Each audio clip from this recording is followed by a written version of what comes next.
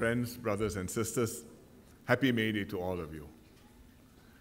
We've had a good year last year. The economy grew 4.1%, faster than we had expected.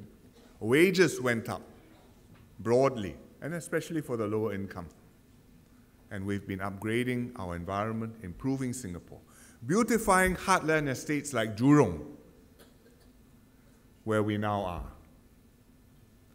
Building, and this is a picture of Jurong, as it is with new buildings to come. You can see the Devan Nair Institute, which is a brown building in the right-hand side. Opposite it, the big green one, you can see it coming up now, is the Ng Teng Fong Hospital, will be open by the end of this year. So this is Jurong. But we're also building things elsewhere in Singapore. Community facilities like the Sports Hub. It should look like this by the middle of the year. Lawrence Wong says it will be all right. We are building the National Gallery. It will take a bit longer, but 2015 National Day Parade, we are going to hold it there.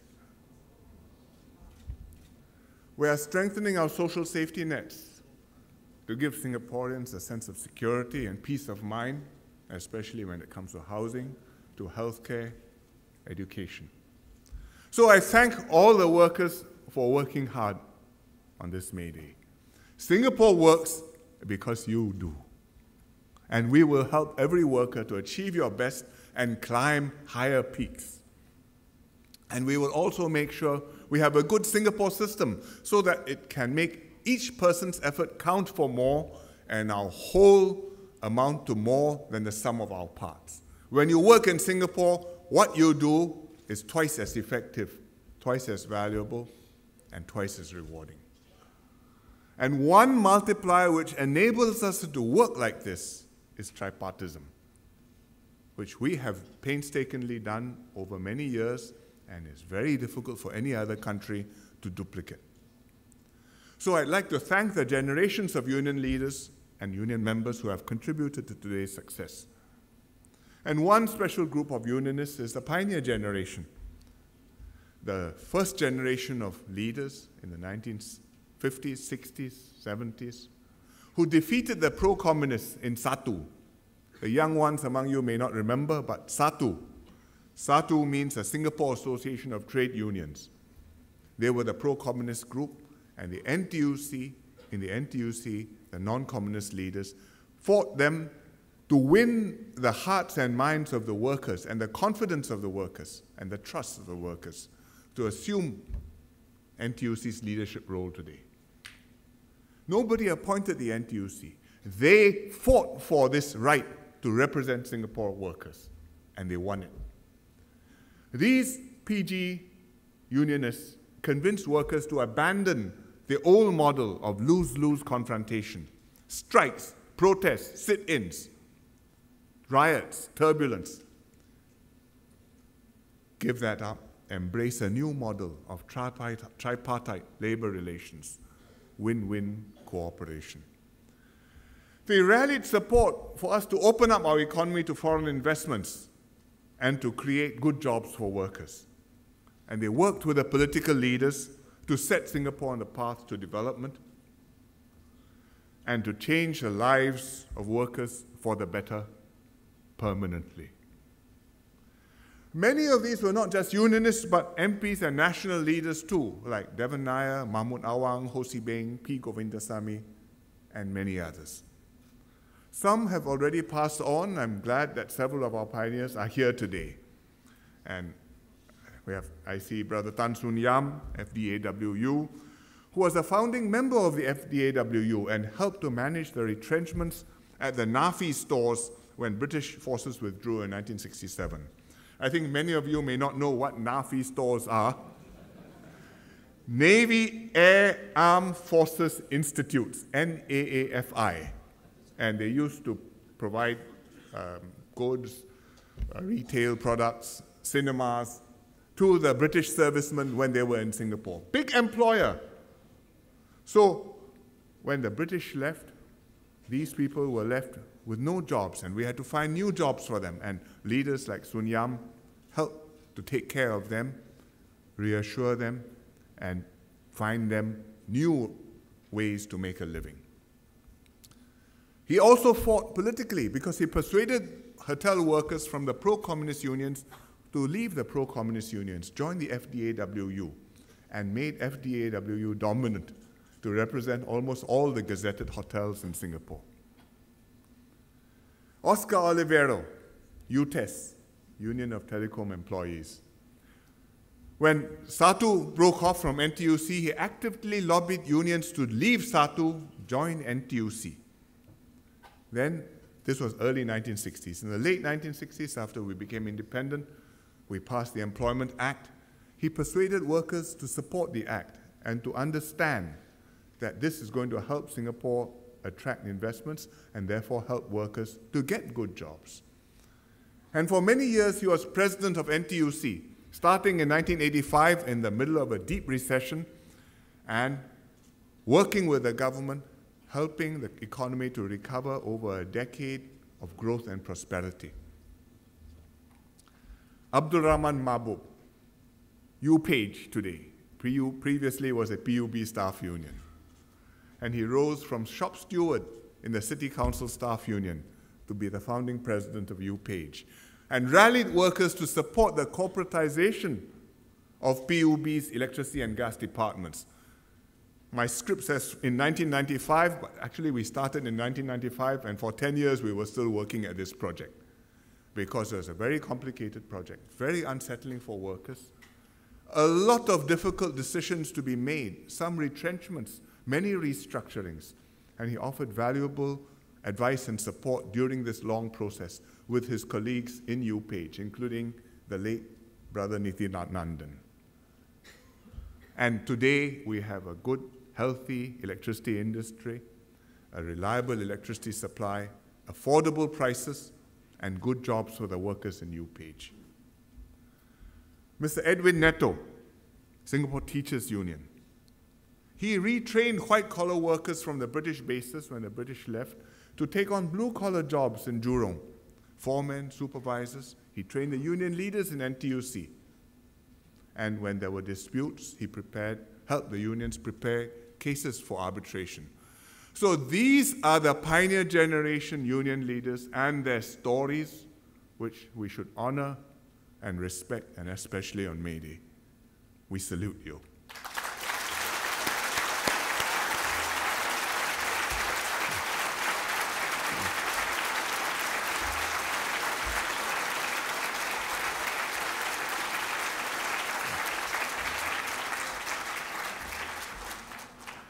I worked with some of them for many years until they retired. Our first battle together was in 1985 in the middle of this deep recession when the economy went into a nosedive. I happened to be chairing the Economic Committee, and it was my job to recommend to the Cabinet to cut CPF contribution rates to restore costs, to reduce costs and restore competitiveness. A very difficult and painful exercise. But these leaders helped convince the workers it was necessary. They partnered with the government to revive our economy and to lead us out of the recession. So they have more than earned their place amongst the pioneers. And I'm especially grateful to them because they have groomed a new generation of leaders to continue their good work. And that is what we should do and continue to do. And I think that is why we are honoring the pioneer unionists with other members of the pioneer generation through the PG package, which will help lighten their medical burdens and especially also lighten the burden on their children, people my age and a bit younger, many of whom are here today. And that's why NTUC is organizing events to honor all the pioneers this year. Singapore is at the turning point. Our economy is undergoing major transitions. So is the society. If you compare to any other country in the world, I think we are doing well. But we are going through changes, difficult ones, and it's brought stresses and strains. Competition, anxiety, widening income distributions, worries over cost of living. So last week I met union leaders for lunch. And they said that the economy was doing well. They appreciated policies to improve workers' lives, like the Pioneer Generation Package, like workfare. But they could also see some worries ahead, especially for the more vulnerable workers, the lower wage ones, whose incomes they would like to see grow faster, and the older ones, concerned about living expenses in old age, healthcare, but also other living expenses. And we've been working hard, not just in the last 2 years, but over the last decade and longer, as these problems came up on the horizon, as we could see the issues which we're going to have. We've been working to address workers' concerns and improve everyone's lives. So ComCare, workfare, productivity schemes, all these are new current buzzwords, but in fact, these are things we have been doing for a decade and longer. We've been keeping our economy competitive so that it can offer new and exciting jobs. We've been upgrading our workers through CET to take on better jobs at higher pay. We've been strengthening social safety nets to help vulnerable groups, for example, through the additional housing grant, through Medifund Silver workfare. And this is how we have come through crisis successfully and strengthened our position in the world. And this is what we must do together to improve all our lives. But what more must we do? Hsien talks about cheaper, better, faster. I think we can also say better, better, better. Better.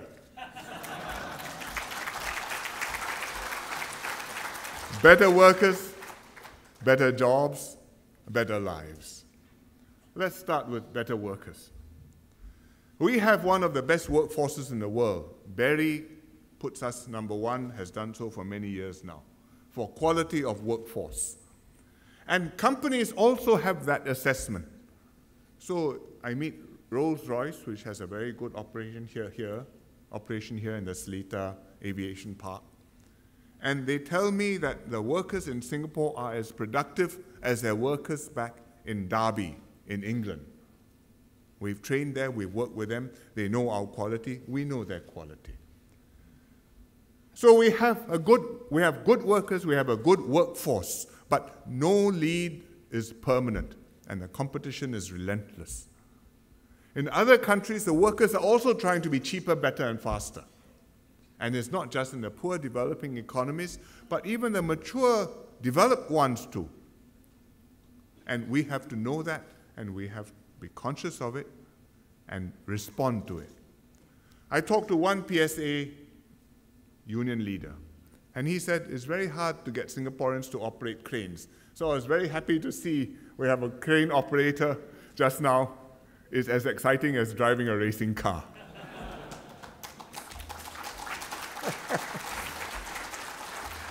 But we should get more Singaporeans to feel like that, because many Singaporeans don't like to drive cranes or port vehicles because you have to work split shifts, and it's hard work.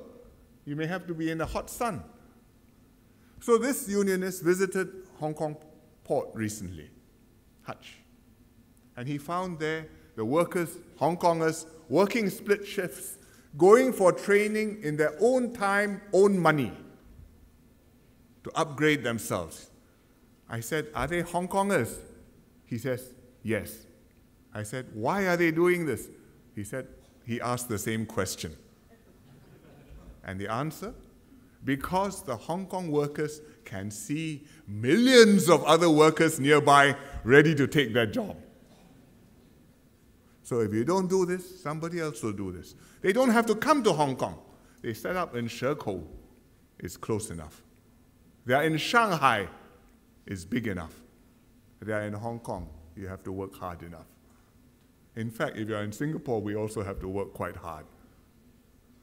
So our workforce is better, our overall system is better, but the gap is not huge. The gap closes, and we must maintain our lead to be hardworking, adaptable, ready to fight for our livelihoods, and outsmart and outthink our competitors. Technology is fundamentally changing every facet of our lives. It's transforming industries and companies. Robots are replacing not just line professionals, not just line workers, but professionals, radiologists, accountants, all sorts of jobs. Just now upstairs we had a demonstration, grass cutting. You don't go and swing a knife. You play with a joystick and the robot will cut the grass for you. And this is not in future, this is now. So all jobs are going to be changed. People talk about contract manufacturing. You make handphones, you make disk drives. But now you can almost make these things using 3D printing. I don't think you can make a handphone yet, but people can print handguns using 3D printing. And it can shoot. So this is real bullets, not dummies. We have shops, retail business, but online shopping is taking over brick and mortar retailers. We have taxis, good service by taxi drivers, but there's also competition from Lyft, from Uber, from apps. Technology is changing all our jobs, and these changes are going to happen whether we like it or not. And we can't stop this change, we can't escape this change. The only way is to know which way the world is going, use this to our advantage, and get there where we need to be faster than our competitors. And that's what the government is trying to do. So, pre-employment, schools, education, we are investing heavily to produce well-trained workers, whether it's ITE, whether it's the polys, whether it's the universities, whether it's the schools. Every one of our institutions has to be outstanding. We are raising this not just for schools, but actually to go beyond that. So we have a committee called the Aspire Committee, which Indrani is chairing, and the Aspire Committee's job is to see how we can develop more pathways for people, whichever way they go in our school system, to be able to have more doors open, more opportunities, more possibilities. And you will never say, I did badly in one exam, my life is finished. There's always another chance, work hard. So, pre-employment, we have to upgrade our workers. Re-employment, we have to help the older workers continue working as long as they can, even beyond 65. And I talked about this just now in my Chinese speech. I think you've got my message. I don't need to repeat what I said. But we are fully supporting ongoing tripartite discussions to extend the re-employment age beyond 65. And we will get there.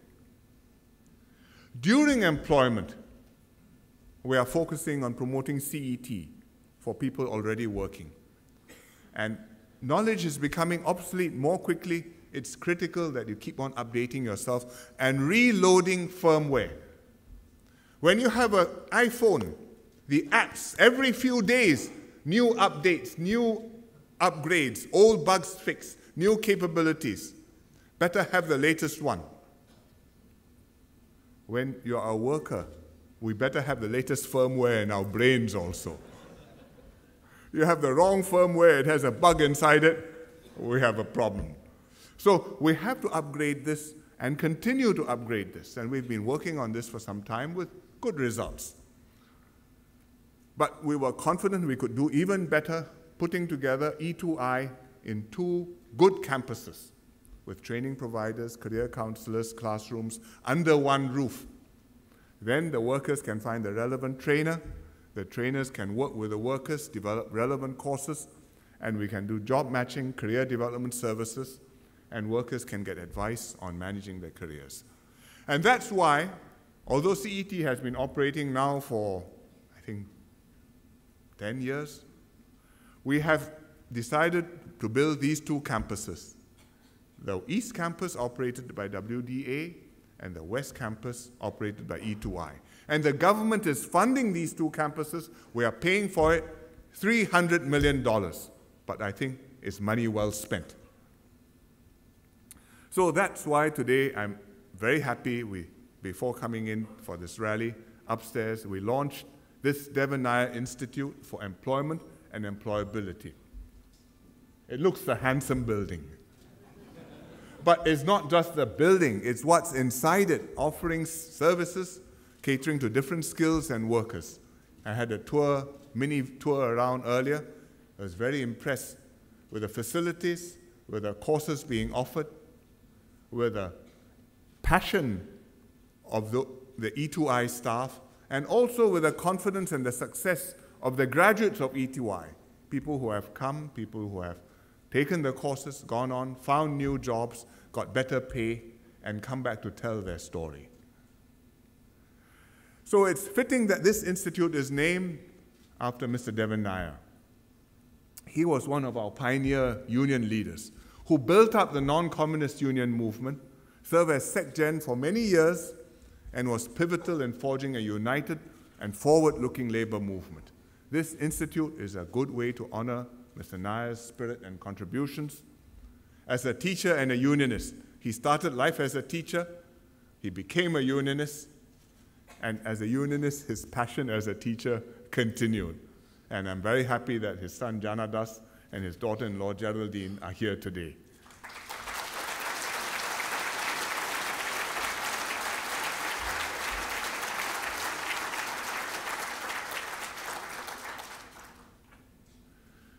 We have another CET institute coming up in Paya Lebar, the Lifelong Learning Institute, which will be opening later this year.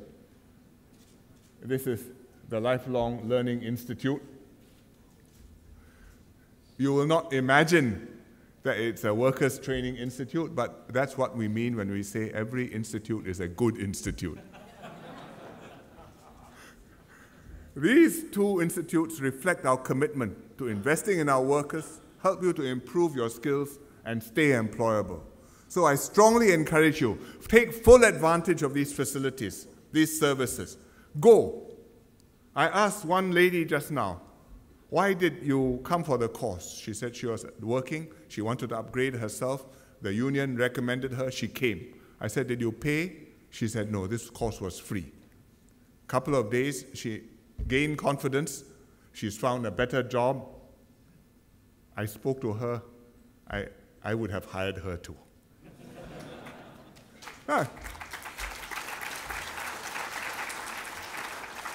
So I think that we should encourage Gilbert, who runs E2I, to do a good job and produce many more graduates like that. Where's Gilbert?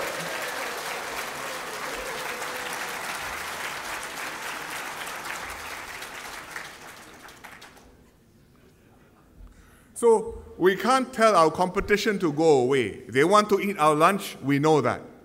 They want to eat our dinner, we suspect that. We can't stop them from wanting, but we can make sure that we can hold our own and we will eat our own lunch. And we can provide you the resources and the means to stay one step ahead of the competition. And we will have a Singapore system which we can work together to build to maximize your potential, maximize your contributions. And if you apply yourself and make the effort, you will succeed, and so will Singapore.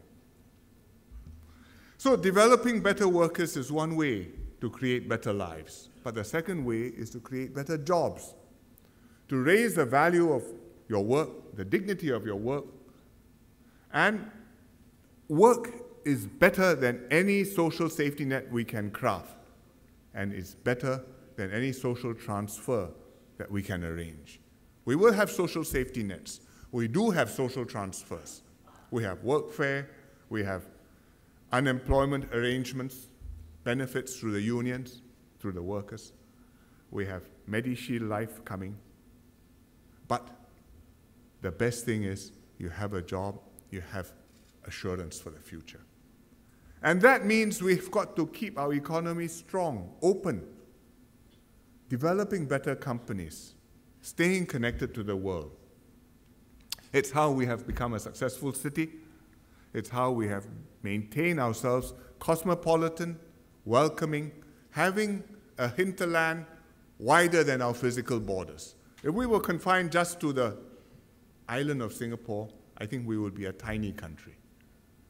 But Our hinterland is Southeast Asia, is Asia. We do business with the world. So we are still a small country, but our ambitions don't have to be small. We can stay abreast of what's happening in the world. We can be up there as good as anybody else. And therefore, we work closely with our neighbors on win-win projects. Iskandar, Malaysia, growing. We're discussing with Prime Minister Najib how we can do more in Iskandar, Malaysia.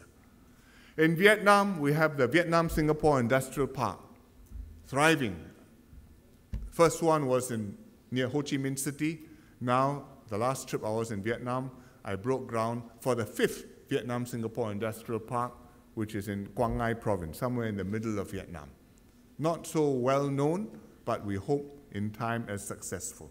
And this will be a network for us to generate prosperity and success within Singapore for our people. At the same time, we support free trade and investments, the Trans-Pacific Partnership, which we have been negotiating with America, with Japan, with Australia, Malaysia, and so on.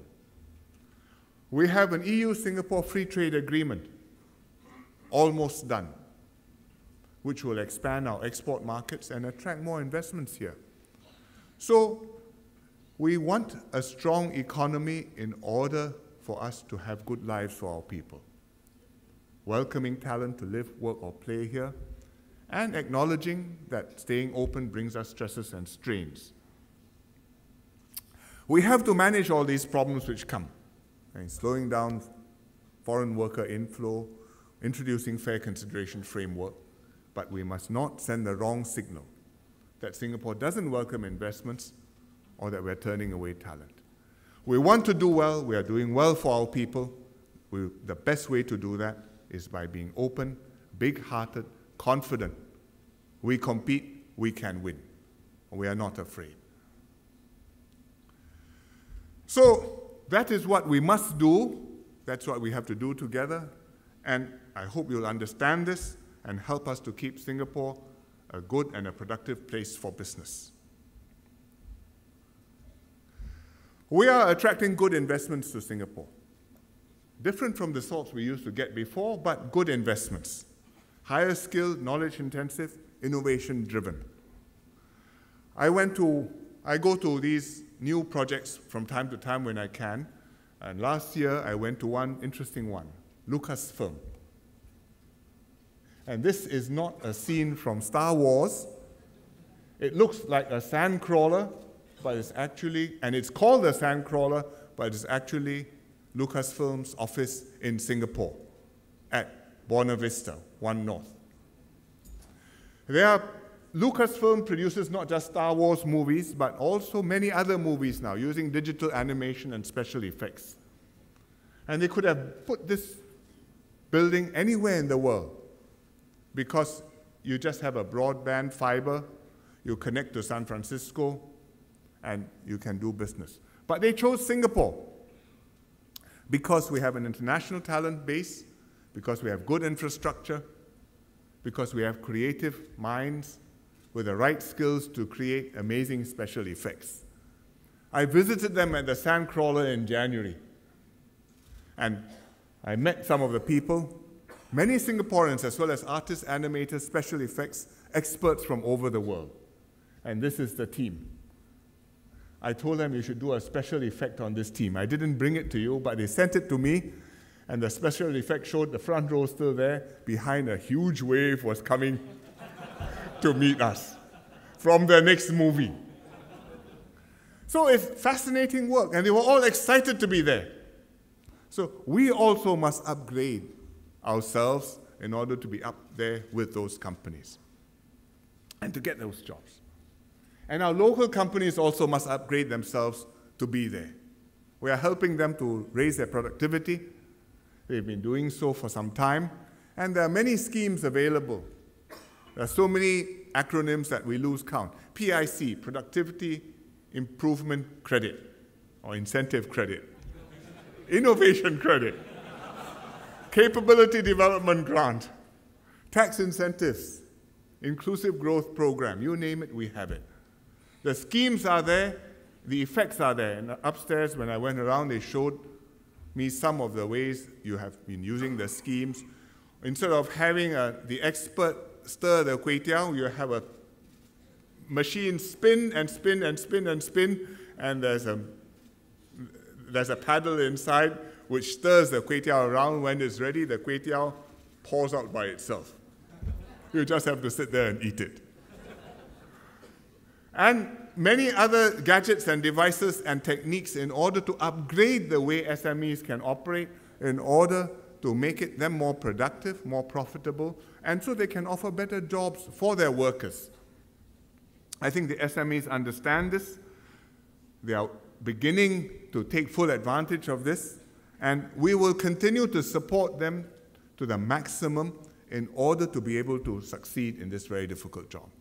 I know they have a tough job. You know they have a tough job. Your employees in them realize how difficult it is, but we will be able to help many of them to succeed together. But the companies must do your part too. On May Day, I think the message is not just for workers, but also for companies. Take advantage of these programs. Make the effort to upgrade. Your workers will make the effort. You also must make the effort. Value your workers. Invest in them for the long term. Upgrade their jobs. Create a future for them. They are your partners, not just your employees.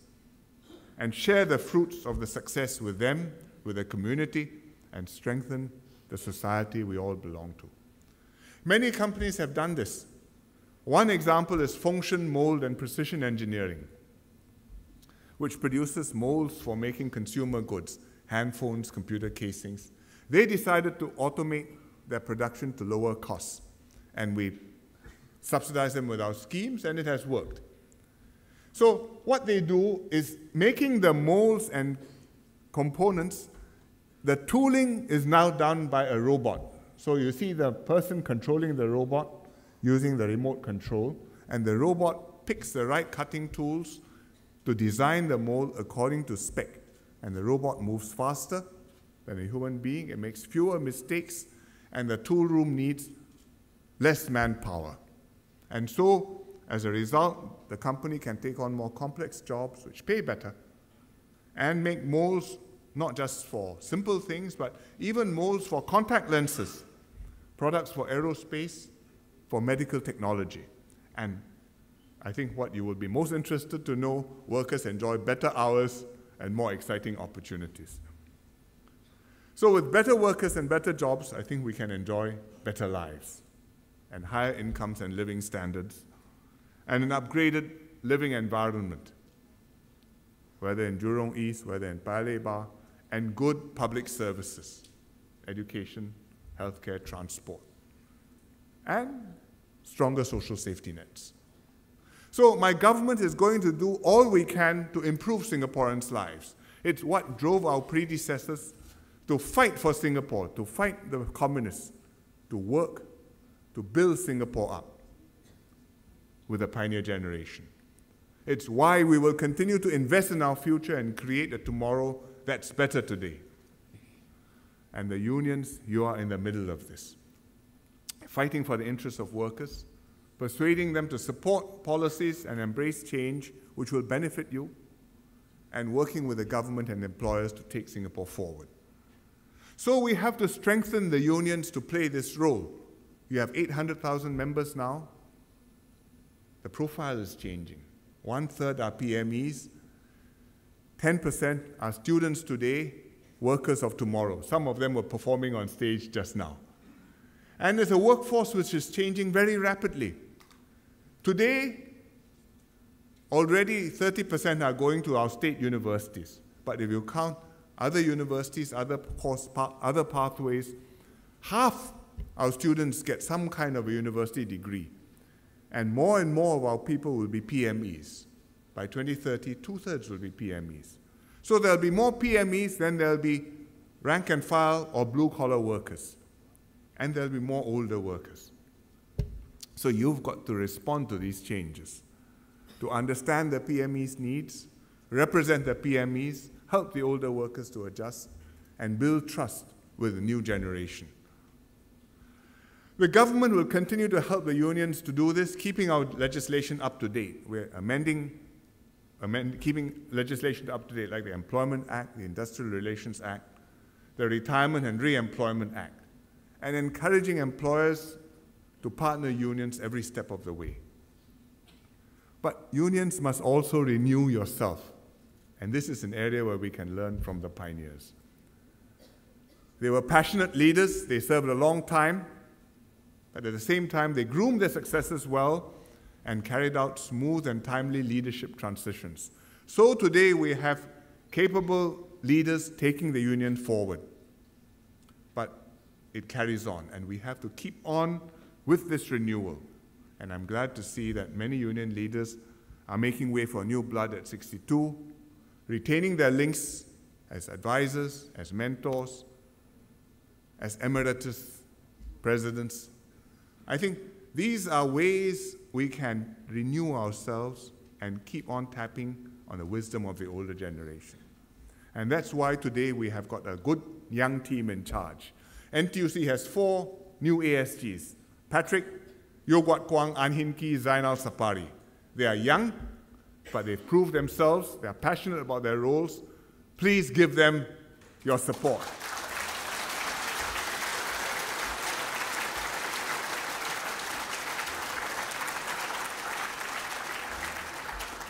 And I should mention 2 more, Cham Hui Fong and Heng Chi Hao as well. Not new, but still quite young.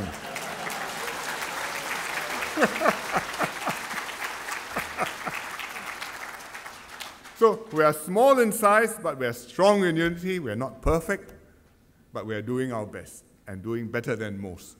So as we celebrate May Day, let's count our blessings and show our appreciation to one another. Employers, workers, government, Singaporeans. Let's commit ourselves to strive better, to do better as an economy, a society, and a nation. This is the way to a better future for better workers, better jobs, and better lives. Happy May Day. Thank you.